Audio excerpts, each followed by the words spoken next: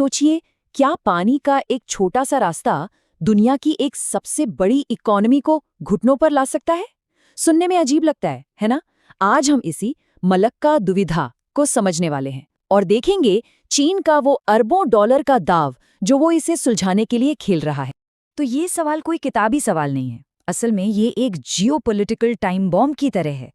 चलिए पता लगाते हैं कि आखिर ये 800 किलोमीटर का पानी का रास्ता चीन के लिए इतनी बड़ी एक कमजोरी क्यों बन गया है।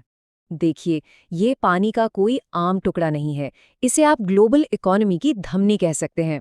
आइए समझते हैं कि चीन के लिए ये समुद्री लाइफलाइन असल में कितनी जरूरी और कितनी नाजुक है। तो ये है वो जगह मलक्का स्ट्रेट, मलय पेनिनसुला और सुमात्रा के बीच फंसा हुआ एक बहुत ही जरूरी समुद्री रास्ता। इसकी लोकेशन ही ऐसी है कि ये इंडियन और पैसिफिक ओशन के बीच सबसे तेज रूट बन जाता है और यही चीज इसे ग्लोबल ट्रेड के लिए एकदम इंडिस्पेंसिबल बनाती है।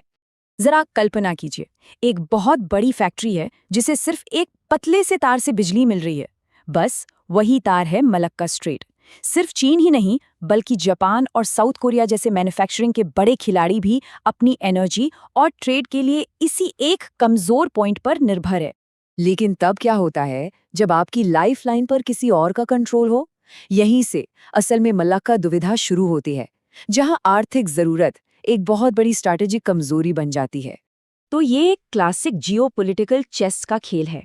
एक तरफ है चीन की विशाल इकोनॉमी और दूसरी तरफ है भारत, जिसके पास ज्योग्राफिकल एडवांटेज है और एक बढ़ती हुई नेवी।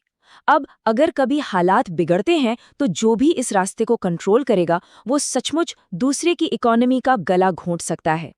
तो सवाल उठता है कि कोई दूसरा रास्ता क्यों नहीं अपनाते? जवाब सीधा है, क्योंकि कोई दूसरा रास्ता है ही नहीं। पास के जो सुंडा और लोम्बोक स्ट्रेट्स हैं, वे दुनिया के सबसे बड़े तेल टैंकरों और कार्गो शिप्स के लिए बहुत ज्यादा उथले हैं। कोई आसान रास्ता नहीं, कोई प्लान बी नहीं। और यही बात इस दुविधा को इतना सीरियस बनाती है। तो जब कोई पावर एक कोने में फंस जाती है तो वो क्या करती है? अगर वो चीन है तो वो उस कोने से बाहर निकलने के लिए एक नया रास्ता ही बना देती है। तो पेश है चीन का अरबों डॉलर का सॉल्यूशन, पाकिस्तानी जमीनी पुल।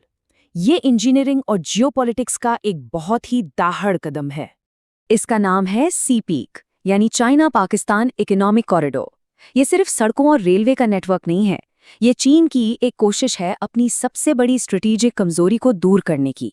ये उसे मिडिल ईस्ट के तेल के कुओं से लेकर सीधा अपने पश्चिमी दरवाजे तक एक जमीनी रास्ता देता है। अब समझिए कि ये काम कैसे करेगा। मिडिल ईस्ट से आने वाले जहाज पाकिस्तान के ग्वादर पोर्ट पर अपना माल उतारेंगे।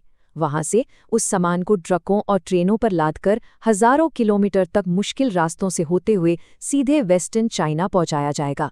मतलब मलक्का स्ट्रेट वाली समुद्री रुकावट को पूरी तरह से बाईपास कर दिया जाएगा। लेकिन अक्सर एक प्रॉब्लम को सॉल्व करने से दूसरी पैदा हो जाती है, और सीपैक के साथ भी कुछ ऐसा ही है।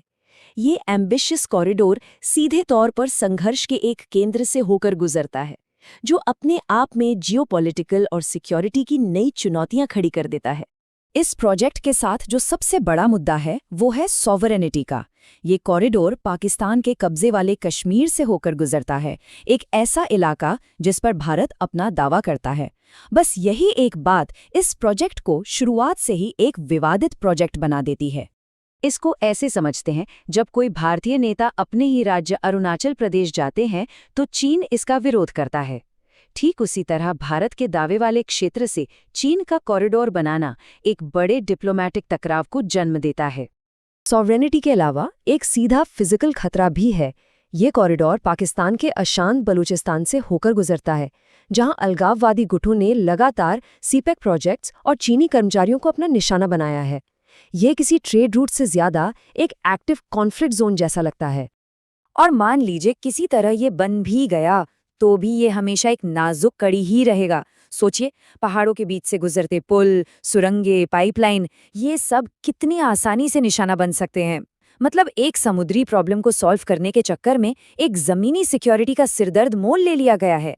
ये सब कुछ आकर एक विशाल जियोपॉलिटिकल चेस बोर्ड पर जुड़ जाता है।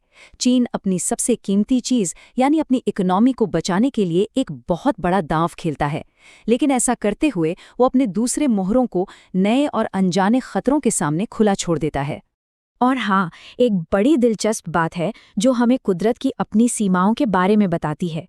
लोम्बोक स्ट्रेट, जो चीन के जहाज़ों के लिए बहुत उथला है, एक गहरी पानी की खाई के ऊपर बना है, जो एक नेचुरल बैरियर का काम करती है। इसके पूरब और पश्चिम की समुद्री प्रजातियां एक दूसरे से बिल्कुल अलग हैं। ये एक रिमाइंडर है कि कभी-कभी सबसे बड़ी रुकावटें इंसान नहीं बनाता। तो हम इस विश्लेषण को एक बड़े सवाल के साथ खत्म करते हैं। जब समंदर और जमीन दोनों ही रास्ते खतरों से भरे हों, तो दुनिया का सबसे बड़ा मैन्युफैक्चरर अपना ट्रेड और अपनी एनर्जी सप्लाई को भविष्य में कैसे सुरक्षित करेगा? ये एक ऐसा सवाल है जिसका जवाब आने वाले दशकों की जियोपॉलिटिक्स को तय करेगा।